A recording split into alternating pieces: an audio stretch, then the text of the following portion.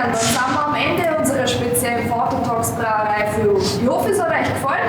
Ja, fertig. Super.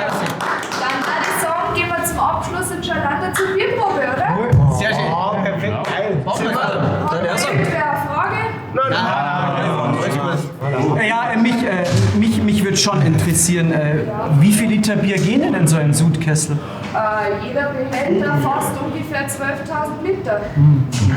Okay, gut. Und wie viel Liter Bierausstoß hatte denn die Brauerei letztes Jahr?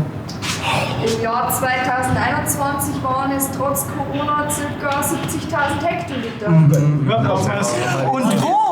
wo sind Ihre Hauptabsatzgebiete?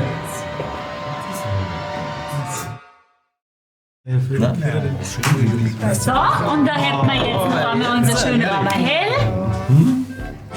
So.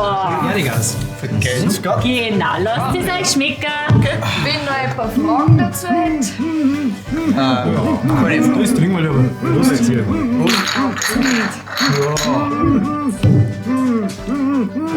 Also Wahnsinn. Das ist so viel. Irgendwie habe ich mir das anders vorgestellt, wie er mich gefragt hat, ob ich ihm noch einen Vordertag beim Wirt abholen kann. Ja, ich schon auch.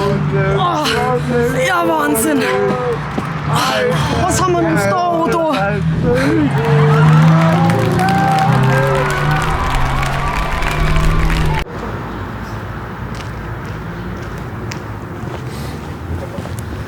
Ja, was ist denn da los? Vatertag.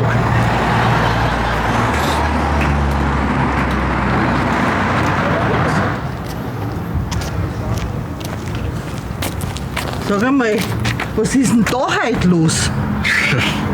Muttertag.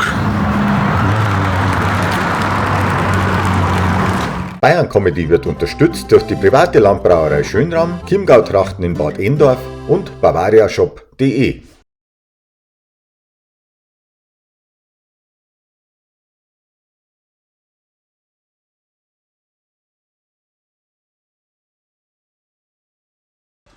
Bis das. Und bitte. So, die Damen.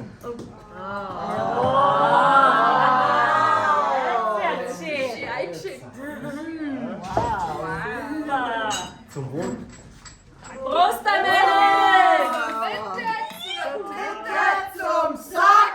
Zack, zack!